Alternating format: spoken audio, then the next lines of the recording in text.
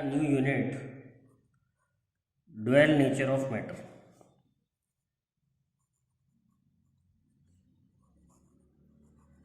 तो इसमें दो टॉपिक बड़े मेन हैं।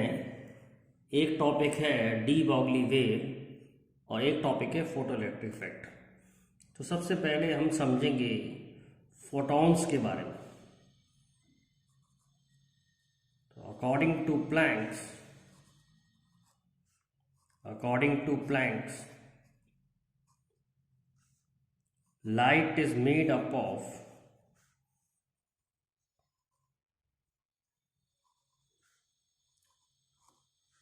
light is made up of particles called photons.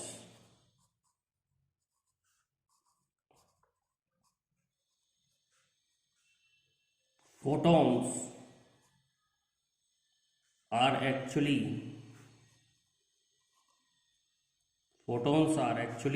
packet of energy.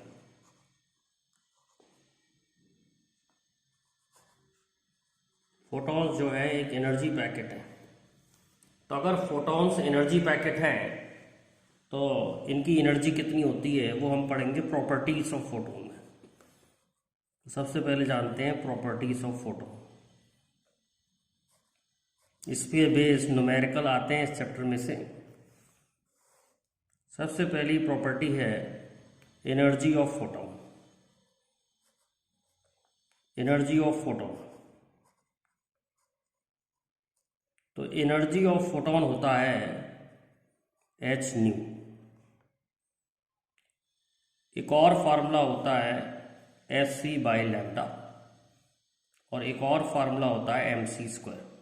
M C square जो फार्मूला है ये हमको आइंस्टीन ने बताया था कि फोटोन की एनर्जी का फार्मूला एम सी स्क्वायर हुआ। तो एनर्जी ऑफ फोटोन फ्रीक्वेंसी पर डिपेंड करती है या फिर वेवलेंथ पर डिपेंड करती है। एम है इसमें मास ऑफ फोटोन, एम है मास ऑफ फोटोन। तो मास ऑफ फोटोन जो है, एम जो है मास ऑफ फोटोन है। ये जो वाला जो एम जो होता है ये मूविंग मास होता है, moving mass of photon, moving mass of photon. अब देखते हैं मास ऑफ फोटोन का फार्मूला। मास ऑफ फोटोन का क्या फार्मूला निकलेगा? तो E is equal to m C square है, तो मास ऑफ फोटोन का फार्मूला आ गया E अपॉन सी स्क्वायर। अब E है एच न्यू अपॉन सी स्क्वायर, E है s c by lambda upon C square. C से सी काट दिया तो मास ऑफ फोटोन का फार्मूला आ रहा है E, मास ऑफ फोटोन का फार्मूला आ रहा है H upon lambda C. Mass of photon का क्या फार्मूला आ रहा है? H अपॉन लैम्डा सी।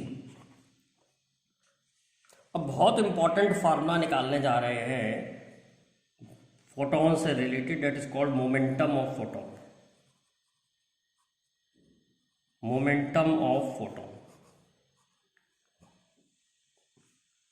तो हमने पढ़ा है E is equal to m C square,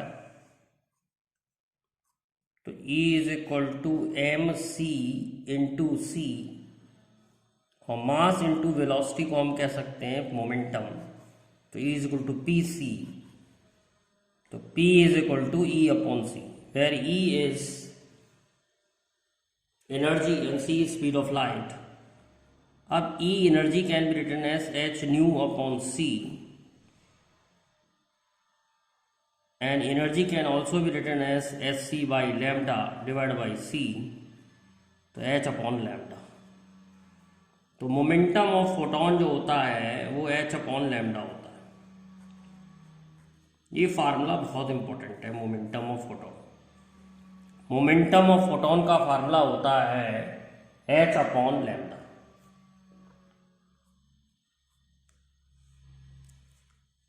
इसके बाद हम फार्मूला पढ़ते हैं।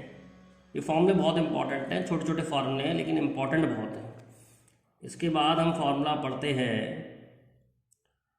रेस्ट मास ऑफ फोटोन का, रेस्ट मास ऑफ फोटोन।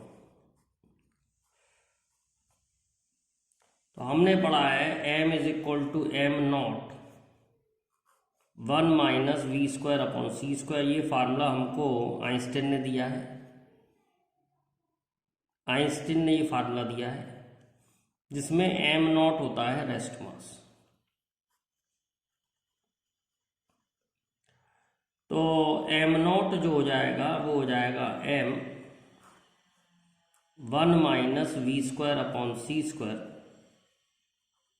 और फोटोन की जो स्पीड होती है वो लाइट के बराबर होती है। तो ये सॉल्व करके आ जाएगा 0, यानी फोटोन जो है वो रेस्ट में एग्जिस्ट ही नहीं करता है, उसका रेस्ट मास 0 है। फोटोन का मास 0 हो जाएगा जब वो रेस्ट पे आएगा। तो rest mass of photon is 0। तो photon is actually a energy particle, it does not have rest mass. और हमने पढ़ा था किसी पे चार्ज होने के लिए मास होना जरूरी है, किसी पे चार्ज होने के लिए मास होना जरूरी होता है। तो इसका मतलब जब उस पर मास ही नहीं है तो उस पर चार्ज नहीं होगा। तो इसका मतलब हम कह सकते हैं charge on photon will be 0, charge on photon is 0। Photon को आप चार्ज नहीं कर सकते, चार्ज ऑन फोटोन इज 0। और कौन कौन से फार्मूले काम आएंगे? जैसे किसी सवाल में हमें काम आ सकते हैं नंबर ऑफ फोटॉन्स निकालना है। तो नंबर ऑफ फोटॉन्स निकालने के लिए हमें एनर्जी को एक फोटोन की एनर्जी से डिवाइड करना पड़ेगा, और एक फोटोन की एनर्जी होती है hc/λ या energy upon h new. Frequency के टर्म में भी दे सकते हैं और वेवलेंथ के टर्म में भी हम देख सकते हैं फार्मूला ये वाला। नंबर ऑफ फोटॉन्स अगर हमें चाहिए तो टोटल एनर्जी गिवन होगी divide by energy of one photon. Energy of one photon होता है hc/λ या h new, new frequency lambda wavelength. लेकिन अगर हमें किसी क्वेश्चन में number of photons per second निकालने पड़ जाए तो पर सेकंड निकालने के लिए हमें एनर्जी को टाइम से डिवाइड करना पड़ेगा, divide by energy of one photon.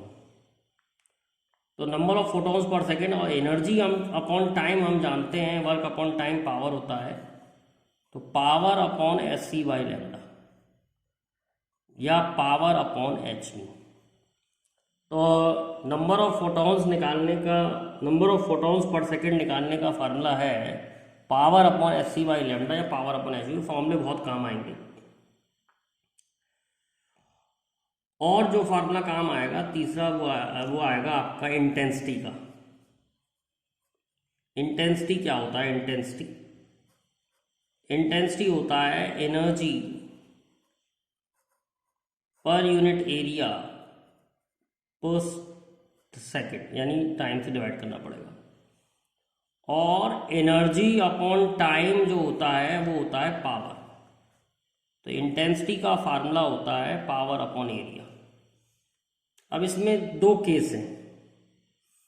Case 1, अगर हमारा पॉइंट सोर्स है तो पॉइंट सोर्स से जो लाइट निकलती है, हम पहले पढ़ चुके हैं वेव में कि लाइट वेव फ्रंट के रूप में निकलती है। तो पॉइंट सोर्स का जो वेव फ्रंट होता है वो स्फेरिकल होता है, यानी लाइट स्फीयर में फैलेगी। तो इंटेंसिटी के लिए हमें जो एरिया रखना पड़ेगा वो रखना पड़ेगा 4πr²। तो intensity inversely proportional to r² हो जाएगी। सपोज यहां पर डिस्टेंस डबल कर दें। If distance is doubled, intensity decreases bye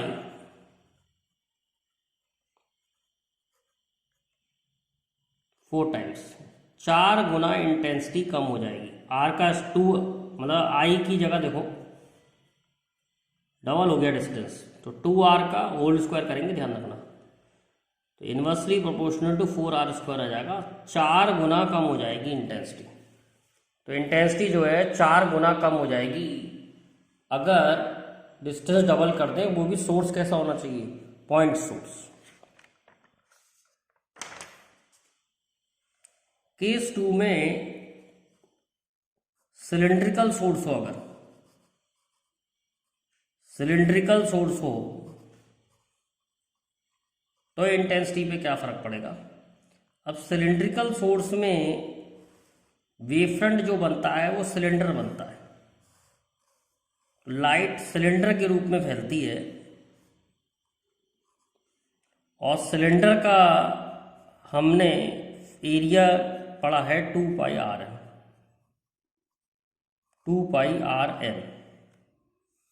तो इंटेंसिटी जो है इन्वर्सली प्रोपोर्शनल टू r है। यहां पर क्या होगा, if distance is doubled, if distance is doubled, intensity decreases by 2 times, 2 गुना इंटेंसिटी कम हो जाएगी अगर डिस्टेंस डबल कर दिया। ये फार्मूले बहुत इंपॉर्टेंट हैं फोटॉन्स से रिलेटेड जो मैंने आपको बताए हैं। अब हम इस पे बेस कुछ न्यूमेरिकल करते हैं। क्वेश्चन देखते हैं। Monochromatic light has frequency 6 × 10⁻14 Hz and power is 2 × 10⁻³ watt. Question: what is energy of photon in electron volt, and how many photons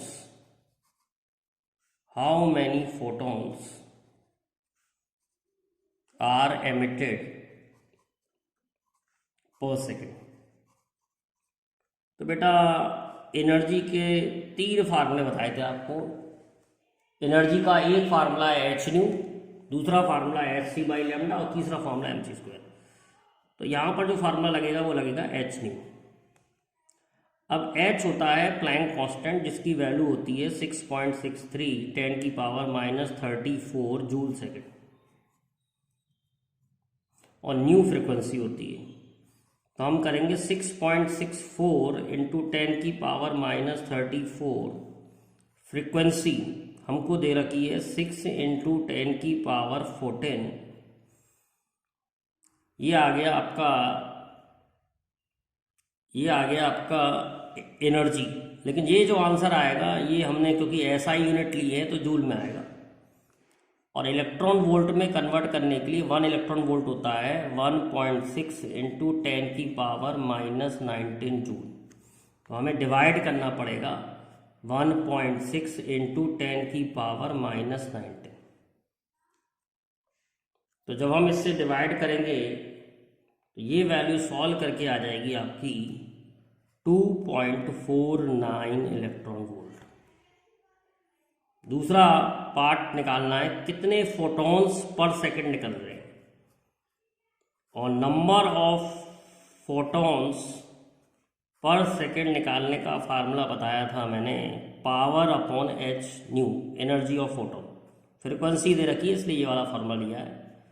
power है 2 × 10⁻³ वाट, एच की वैल्यू 6.6 × 10⁻34 और फ्रिक्वेंसी की वैल्यू 6 × 10⁻14 हर्ट्ज।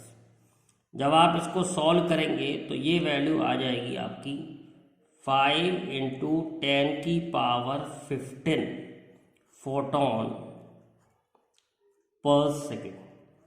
तो इस तरीके से आप क्वेश्चन कर सकते हैं। इतने सिंपल सिंपल क्वेश्चन आते हैं, सिर्फ फार्मूला पता होना चाहिए, आप डायरेक्ट कर सकते हैं question. You have to learn just the formula. और क्वेश्चन देखते हैं हम। कैलकुलेट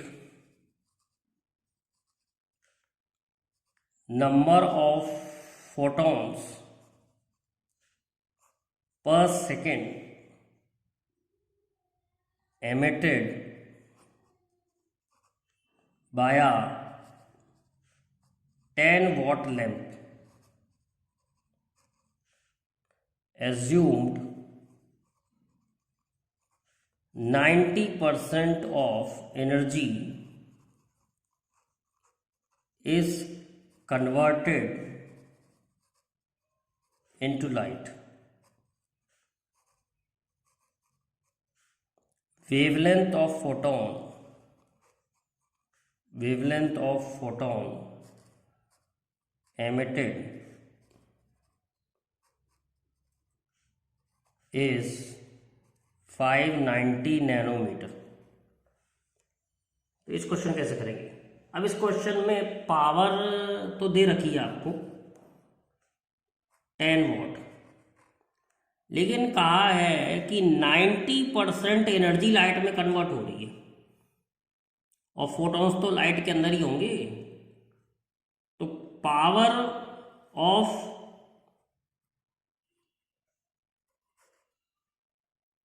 लाइट की क्या पावर होगी? 90% रह जाएगा इसका 10 वॉट का। 10 वॉट तो टोटल एनर्जी है लैंप की, लेकिन 90% लाइट में कन्वर्ट हो रही है, तो केवल 9 ही वॉट लाइट में कन्वर्ट हो रही है। ये मतलब है इस क्वेश्चन का। अब इससे फिर हमें वही निकालना है, number of photons per second. अब हम फार्मूला लगाएंगे पावर अपॉन एस/सी बाई लैम्डा, क्योंकि लैम्डा दे रखा है, वेवलेंथ दे रखी है। तो ये आ गया आपका पी लैम्डा अपॉन एस/सी। पावर दे रखी है 9, लैम्डा दे रखा है 590 नैनोमीटर। नैनो को चेंज करेंगे 10 की पावर -9 से। 1 नैनोमीटर होता है 10 की पावर -9 मीटर। एच की वैल्यू हम जानते हैं 6.63 10 की पावर -34, और स्पीड है 3 × 10 की पावर 8। सॉल्व करके ये वैल्यू आ जाएगी आपकी 2.67 × 10 की पावर 19 पर सेकेंड। इतने फोटॉन्स निकलेंगे पर सेकेंड।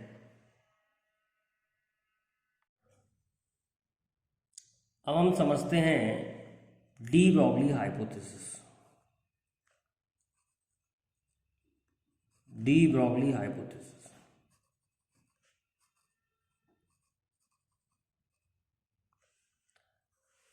डी ब्रॉगली हाइपोथेसिस पढ़ने से पहले आपको एक कहानी समझनी पड़ेगी। अकॉर्डिंग टू न्यूटन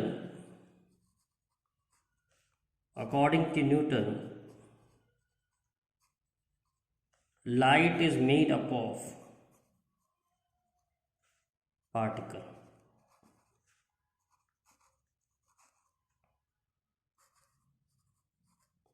न्यूटन के अकॉर्डिंग लाइट पार्टिकल से बनी थी, और इस पार्टिकल का नाम दिया था उसने कॉर्पस्कल्स।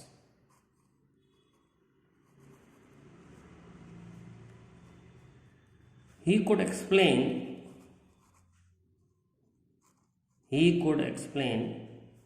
reflection,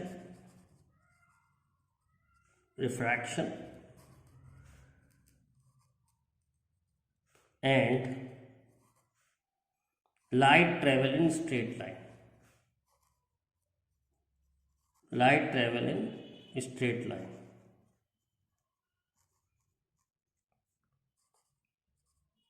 From his theory.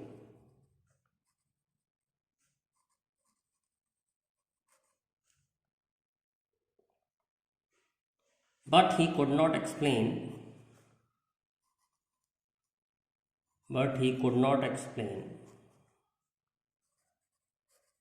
interference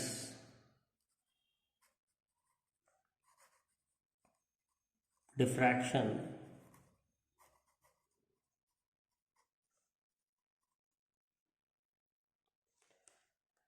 later on Huygens came with his theory. Huygens came with his theory that light is a wave. Light is a wave and not a particle.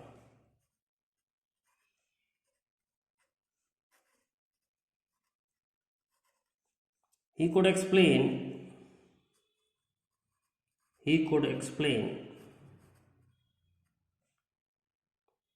reflection, refraction, interference,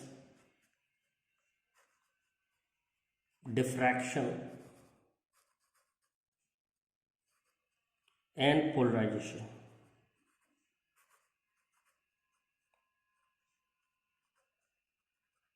From his theory.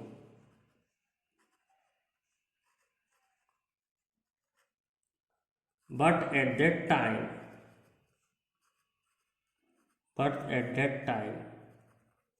photoelectric effect was discovered.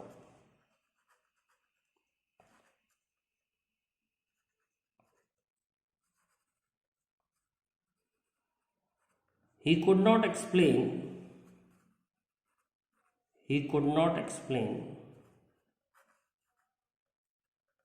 photoelectric effect. He could not explain photoelectric effect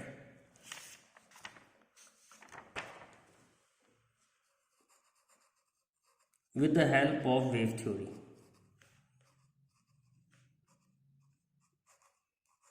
तो ये हम आपको photo electric effect की video में बताएंगे कि photo electric effect क्यों नहीं समझा पाया था वेव थ्योरी से, साइंटिस्ट क्यों नहीं समझा पा रहे थे वेव थ्योरी से photo electric effect was explained by Einstein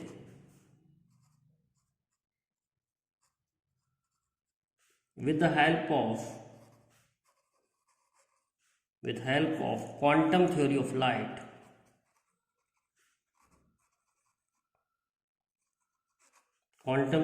light. Which say that light is made up of particles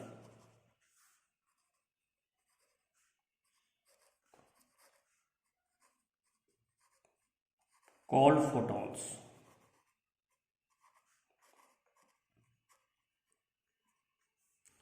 Wave theory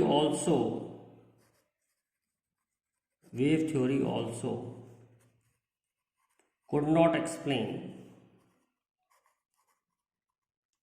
Compton effect.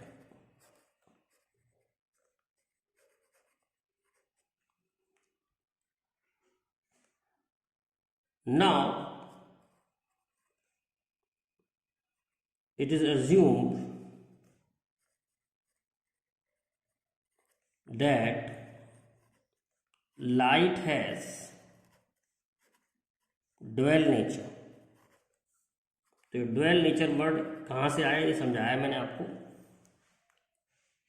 कि कुछ फिनोमेना तो वेव मान के समझा पा रहे हैं और कुछ फिनोमेना लाइट को पार्टिकल मान के समझा पा रहे हैं। तो light is now assumed has to have dual nature.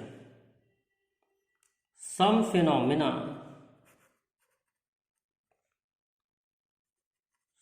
phenomena are explained by wave nature and some phenomena जैसे कि photo electric effect and Compton effect, some phenomena are explained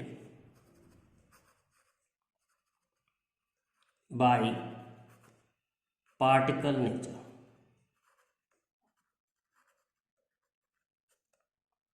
तो अब लाइट का ड्वेल नेचर है, light wave भी है और particle भी है। तो हर लाइट जो है वेव भी है पार्टिकल भी है। कुछ फिनोमेना वेव मान के समझाने पड़ेंगे और कुछ फिनोमेना हमें पार्टिकल मानकर समझाएं।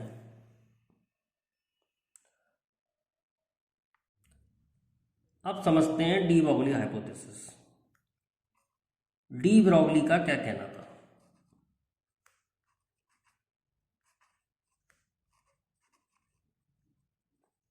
De Broglie hypothesis. तो डी ब्रोगली जो साइंटिस्ट थे उन्होंने हमें बताया कि एवरी मूविंग पार्टिकल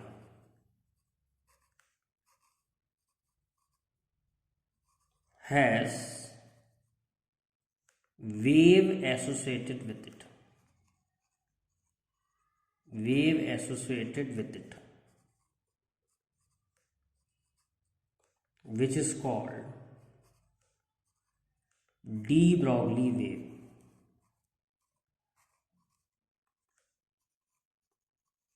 और मैटर वेव। तो इनका कहना था कि हर पार्टिकल वेव है, लेकिन कब? जब वो चलेगा। हर पार्टिकल के पास वेव नेचर है जब वो चलेगा। जैसे मैं और आप भी चले तो हमारे संग भी एक वेव एसोसिएटेड होती है। इस वेव को हम क्या कहते हैं? डी ब्रोगली वेव और मैटर वेव। ध्यान रखें, it is different from electromagnetic wave. It is different from electromagnetic wave. Electromagnetic wave अलग होता है। It is different from electromagnetic wave.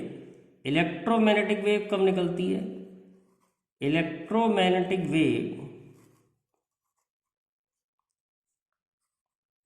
Are emitted by accelerated charge particle।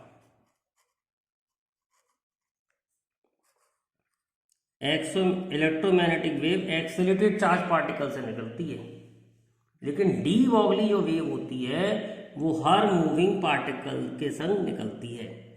De Broglie इस बात को prove नहीं कर पाए थे कि हर मूविंग पार्टिकल के संग वेव होती है। बस इनकी ये थीसिस है और इन्होंने ये बताया था कि हर मूविंग पार्टिकल के संग वेव होती है। लेकिन बाद में एक एक्सपेरिमेंट है, डेविसन एंड जर्मन एक्सपेरिमेंट, जिन्होंने प्रूव करके दिखा दिया था कि डी ब्रोगली सही कहते हैं कि हर मूविंग पार्टिकल के संग वेव होती है। तो ये एक्सपेरिमेंट हम आपको बाद में पढ़ाएंगे। पहले हम डी ब्रोगली की कहानी को समझ रहे हैं। तो डी ब्रोगली ने बताया कि हर मूविंग पार्टिकल के संग वेव होती है, जिस is called D Broglie wave. कोई भी मूविंग पार्टिकल हो, चाहे उस पर चार्ज हो चाहे उस पर चार्ज नहीं हो, लेकिन उसके संग एक वेव एसोसिएटेड होती है, जिसको हम डी ब्रोगली वेव कहते हैं। अब हम निकालते हैं de Broglie wavelength of photon क्या होगी। D Broglie wavelength of photon. तो हमने अभी एनर्जी का फार्मूला पढ़ा था Hc बाई लैम्डा, और एक और फार्मूला पढ़ा था mc स्क्वायर। दोनों को इक्वेट कर दो। Hc by lambda is equal to mc square. तो लैम्डा की वैल्यू आ रही है h अपॉन mc, और mass into speed of photon को हम कह सकते हैं मोमेंटम ऑफ फोटोन। तो de Broglie wavelength of photon का फार्मूला आता है h अपॉन पी। क्या फार्मूला आता है? De Broglie wavelength of photon. Photon के लिए ट्रू है, lambda is equal to h upon p. Photon के अंदर मोमेंटम होता है, एनर्जी होता है। ध्यान रखना, रेस्ट मास जीरो होता है फोटोन का, मूविंग मास होता है, ये मूविंग मास है। तो लैम्डा का फार्मूला आता है फोटोन के लिए h अपॉन पी। पी यहाँ पर मोमेंटम है।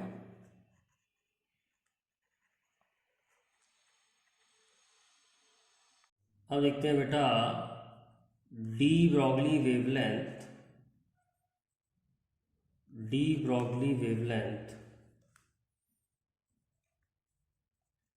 Of moving particle. किसी मूविंग पार्टिकल की डी ब्रॉगली वेवलेंथ क्या होती है? तो हमने डी ब्रॉगली वेवलेंथ का फॉर्मूला पढ़ा है H/P। तो ये मूविंग पार्टिकल पे भी वैलिड है। तो H/mv, मोमेंटम को कैसे ले सकते हैं? Mass into velocity. अब हमें पता है मोमेंटम होता है बेटा mv और काइनेटिक एनर्जी होती है हाफ mv²। तो काइनेटिक एनर्जी को ले सकता हूं मैं हाफ mp²/m²। मैंने यहाँ से v की वैल्यू निकाल ली है। v की वैल्यू थी p/m और v की वैल्यू इसमें पुट कर दी तो ये आ गया। तो काइनेटिक एनर्जी का फार्मूला आ गया p²/2m। तो बेटा मोमेंटम का फार्मूला आ जाएगा √2m के, जिसमें k काइनेटिक एनर्जी है। तो डी ब्रॉगली वेवलेंथ का तीसरा फार्मूला आया H/√2m के, जिसमें ध्यान रखें k is kinetic energy.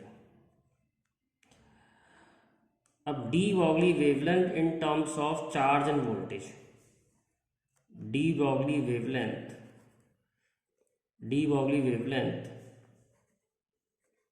in terms of charge and voltage। मतलब जैसे किसी चार्ज पार्टिकल को एक्सलेट करा जाए कुछ वोल्टेज लगा के, तो उसकी डी ब्रॉगली वेवलेंथ कितनी होगी? तो हमें मालूम है work done is equal to change in kinetic energy. और इलेक्ट्रोस्टैटिक में वर्क डन का फार्मूला पढ़ा था हमने Q∆V is equal to change in kinetic energy. तो यहाँ से आ जाएगा charge into voltage is equal to kinetic energy. तो काइनेटिक एनर्जी का फार्मूला होता है चार्ज इंटू वोल्टेज। तो लैम्डा का फार्मूला आ जाएगा H/√2m⁴V। तो इससे हम किसी भी चार्ज पार्टिकल की जो कि V वोल्टेज से एक्सलेट है, V यहाँ ध्यान रखना वोल्टेज है, V यहाँ पर वोल्टेज है, वेलोसिटी नहीं है, एक्सलेटेड बाय V वोल्टेज। क्या है ये? एक्सेलरेटेड बाय V वोल्टेज, ऐसे लिखा होगा क्वेश्चन में, एक्सेलरेटेड बाय V वोल्टेज। अगर कोई चार्ज पार्टिकल V वोल्टेज से एक्सलेट हो तो उसकी हम डी ब्रॉगली वेवलेंथ इस फॉर्मूले से निकालते हैं। तो 4 फार्मूले होगा डी ब्रॉगली वेवलेंथ के। पहला फार्मूला हो गया H/मोमेंटम, दूसरा फार्मूला हो गया H/mv, तीसरा फार्मूला हो गया H/√2m के, चौथा फार्मूला हो गया H/√2m⁴V। तो डी ब्रॉगली वेवलेंथ के ये 4 फार्मूले हैं जिनके बेसिस पे आपको क्वेश्चंस करने को मिलेंगे। तो अब हम सिंपल क्वेश्चन करते हैं, फिर कुछ हार्ड क्वेश्चन करते हैं। डी ब्रॉगली वेव के कैसे क्वेश्चन आए। सबसे पहले एक और समझेंगे D Broglie wavelength of electron. Actually में कोई अगर D Broglie wavelength of electron, actually में कोई अगर चार्ज पार्टिकल एक्सलेट होगा जैसे इलेक्ट्रॉन, तो उसकी डी ब्रॉगली वेवलेंथ जो होती है ना सिग्निफिकेंट होती है। जैसे हम चल रहे हैं, कोई चीज़ चल रही है, तो उसकी डी ब्रॉगली वेवलेंथ इतनी सिग्निफिकेंट नहीं होती, हम कैलकुलेट नहीं, मतलब हम उसको डिटेक्ट नहीं कर पाते हैं। लेकिन इलेक्ट्रॉन का मास बहुत कम होता है, तो जिसका मास बहुत कम होगा तो उसकी डी ब्रॉगली वेवलेंथ ज़्यादा आएगी, तो उसको हम डिटेक्ट कर सकते हैं। और आगे डेविसन एंड जर्नर ने डी ब्रॉगली वेवलेंथ इलेक्ट्रॉन की ही प्रूव करके दिखाई थी। तो D Broglie wavelength of electron कैसे निकालेंगे? तो कोई फॉर्मूला लिख लो, लैम्डा बराबर है H/√2m⁴V। अब हम क्या इसमें मास भी जानते हैं, चार्ज भी जानते हैं, H भी जानते हैं। H की वैल्यू होती है 6.63 10⁻34। मास ऑफ इलेक्ट्रॉन होता है 9.1 × 10⁻31 किलोग्राम। और चार्ज की वैल्यू होती है 1.6 × 10⁻19। इन सब वैल्यूज़ को मैं इसके अंदर रख लेता हूँ। तो h अपॉन रूट 2 मास की जगह रख दिया 9.1 10 की पावर माइनस 31, चार्ज की वैल्यू रख दी 1.6 इंटू 10 की पावर माइनस 19 और वोल्टेज की जगह v रख दिया। और h की वैल्यू भी रख देते हैं, h की वैल्यू 6.63 10 की पावर माइनस 34। तो अगर हम इसे कैलकुलेट करेंगे तो लैम्डा का जो वैल्यू निकलती है वो निकलती है 12.27 अपॉन रूट बी, जिसको और भी इजी तरीके से याद कराया सकता है 150 अपॉन रूट बी। तो ये de Broglie wavelength of electron निकालने का फार्मूला हो गया accelerated by v volt, accelerated by v volt. ये याद रखना है, de Broglie wavelength of electron accelerated by v volt, accelerated by v volt. अब देखते हैं de Broglie wavelength of gas molecule.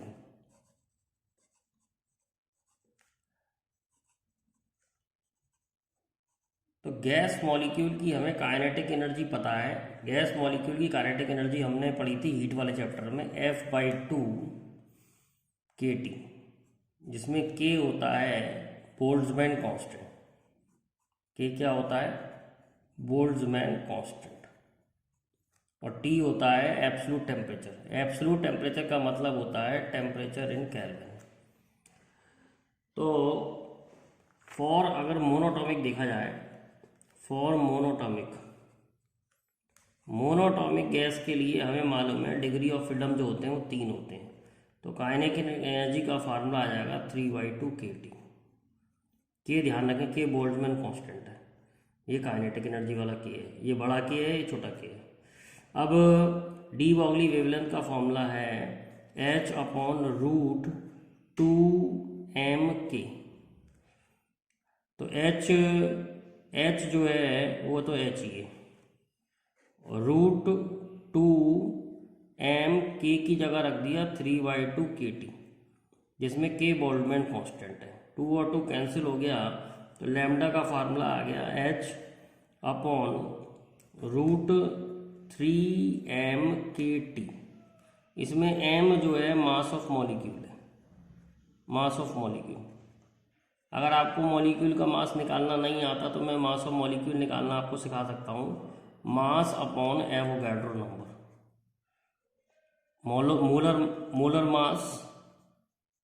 Molar mass upon Avogadro number अगर हम कर देंगे तो एक मॉलिक्यूल का मास आ जाएगा। तो एक मॉलिक्यूल का मास रख के आप de Broglie wavelength of gas molecule भी निकाल सकते हैं। अब एक सिंपल सा क्वेश्चन करते हैं। A body of mass 5 kilogram is moving with speed 2 meter per second.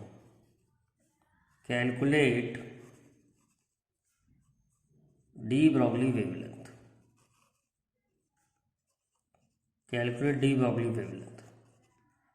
तो डी बॉगली वेवलेंथ का फॉर्मूला है lambda is equal to h upon m b. De Broglie wavelength का फॉर्मूला है h upon m b. h की value रख दी 6.63 10 की power minus 34। Mass of body 5 kilogram दे रखा है और इसकी स्पीड 2 मीटर पर सेकेंड दे रखी है। तो लैम्डा की वैल्यू आ रही है 6.63 इंटू 10 की पावर माइनस 35 मीटर। तो अगर ये एंगस्ट्रॉन्ग में भी देखोगे तो लैम्डा की वैल्यू आ जाएगी 6.63 इंटू 10 की पावर माइनस 25 एंगस्ट्रॉन्ग। तो ये बहुत छोटी वैल्यू है, इसीलिए हम नॉर्मल पार्टिकल्स की डी बॉगली वेवलेंथ नहीं डिटेक्ट कर पाते। जैसे हम चल रहे हैं, कोई बॉडी चल रही है, उसकी डी बॉगली वेवलेंथ होती है, उसमें डी बॉगली वेव होती है, लेकिन हम डिटेक्ट नहीं कर पाते क्योंकि उसकी वेवलेंथ बहुत छोटी होती है। तो लेकिन इलेक्ट्रॉन के केस में हम डी बॉगली वेवलेंथ निकाल पाएंगे, इलेक्ट्रॉन के केस में हम डी बॉगली वेवलेंथ निकाल पाएंगे और डिटेक्ट भी कर पाएंगे, जो कि डेविसन एंड जर्नल में बाद में हमें करके भी दिखाया है। Calculate D Broglie wavelength, calculate D Broglie wavelength of electron accelerated by 600 volt. D Broglie wavelength of electron का फार्मूला पढ़ा है हमने 1/50 डिवाइड बाई √v। तो लैम्डा हो जाएगा √150 अपॉन 600। सॉल्व करके आ जाएगा √1/4 और सॉल्व करेंगे तो आ जाएगा हाफ, यानी कि 0.5 मीटर। 0.5 मीटर। तो D Broglie wavelength of electron काफ़ी बड़ी आती है, तो हम आसानी से डिटेक्ट कर पाते हैं de Broglie wavelength of electron.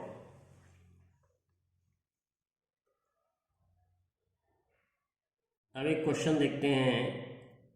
A proton, deuteron and alpha particle have same kinetic energy. Compare their D Broglie wavelength. तो बेटा अपने पास 4 फार्मूले हैं, ध्यान रखें जो चीज़ वो सेम कहे वो वाला फार्मूला लेना है। हैव सेम काइनेटिक एनर्जी, तो काइनेटिक एनर्जी वाला फॉर्मूला ले लेंगे, lambda is equal to h upon √2m_k। अब काइनेटिक एनर्जी सेम बता रहा है, प्लैंक कांस्टेंट सेम है, 2 सेम है, तो हम कह सकते हैं lambda is inverse of n. अब प्रोटॉन के लिए याद रखेंगे, ड्यूट्रॉन के लिए याद रखेंगे और अल्फा पार्टिकल के लिए याद रखेंगे। जैसे प्रोटॉन का मास अगर 1 AMU है तो ड्यूट्रॉन का मास 2 AMU होगा और अल्फा पार्टिकल का मास 4 AMU होगा। AMU तो आप जानते ही हैं, एटॉमिक मास यूनिट। 1 AMU इतना होता है, 1 AMU होता है 1.67 × 10⁻⁻27 करोड़। तो lambda of proton, lambda of deuteron, lambda of alpha क्या आ जाएगा। अब मास रखना है तो प्रोटॉन के लिए मास रखेंगे 1, ड्यूट्रॉन के लिए मास रखेंगे 2 और अल्फा पार्टिकल के लिए मास रखेंगे 4। तो ये सॉल्व करोगे तो आप आ जाएगा 1:1/√2:1/2। इसको और फर्दर सॉल्व करेंगे तो ये आ जाएगा आपका सॉल्व करेंगे तो आ जाएगा 2:√2:1। तो इस तरीके से आप डी ब्रॉगली वेवलेंथ कंपेयर कर सकते हैं। अब देखते हैं बेटा एक और question. A proton, deuteron and alpha particle are accelerated by same potential.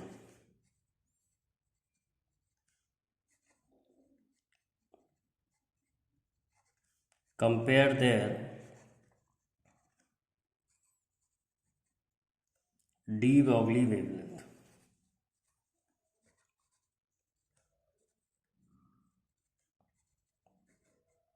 अब कह रहा है सेम पोटेंशियल से एक्सलेट करें। प्रोटॉन के बारे में बताया था मैंने आपको, ड्यूट्रॉन और अल्फा। नीचे वाले तो चार्ज का रेशियो है और ऊपर वाला मास का रेशियो है। तो लैम्डा का फार्मूला होता है h/√2m⁴. सेम पोटेंशियल पे एक्सलेट कर रहा है तो पोटेंशियल वाला फॉर्मूला ले लिया। तो 2 कांस्टेंट है, h कांस्टेंट है, v कांस्टेंट है, तो लैम्डा प्रोपोर्शनल टू हो गया 1/√m³। तो lambda of proton, lambda of deuteron, lambda of alpha particle, तो ये आ जाएगा आपका चार्ज 1 मास 1 प्रोटॉन के लिए, मास 2 चार्ज 1, और अल्फा के लिए आ जाएगा मास 4 चार्ज 2।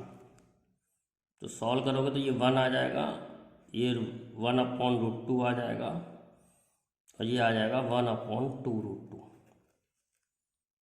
तो इस तरीके से कर सकते हैं इस क्वेश्चन को सॉल्व। एक और क्वेश्चन देखते हैं।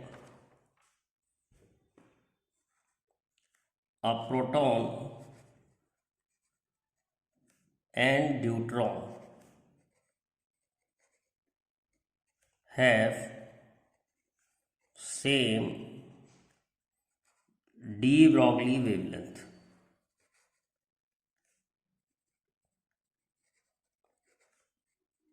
Compare their kinetic energy.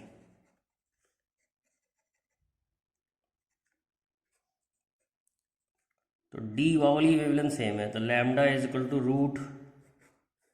h/√2m की काइनेटिक एनर्जी वाला फॉर्मूला ले लिया। अब जो प्रोटॉन की डी Broglie वेवलेंथ है वही डी Broglie वेवलेंथ न्यूट्रॉन की है। तो प्रोटॉन की कैसे लिखेंगे, h/2 मास ऑफ प्रोटॉन की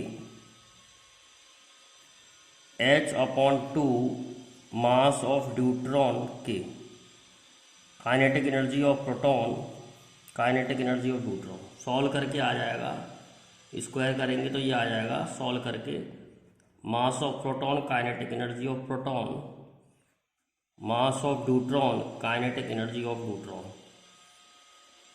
तो kinetic energy of proton upon kinetic energy of neutron आ गया mass of neutron divide by mass of proton. तो मास ऑफ न्यूट्रॉन 2 था, मास ऑफ प्रोटॉन 1, तो आंसर आ गया 2:1। एक और क्वेश्चन देखते हैं। Draw graph between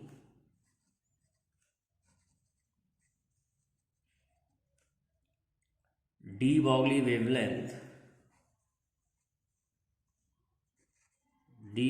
wavelength and 1/√v sorry. तो लैम्डा का फार्मूला है h/√2m/QV। हमें ग्राफ खींचना है लैम्डा और 1/√v में, तो बाकी चीज़ों को अलग कर लो। 1/√v आ गया।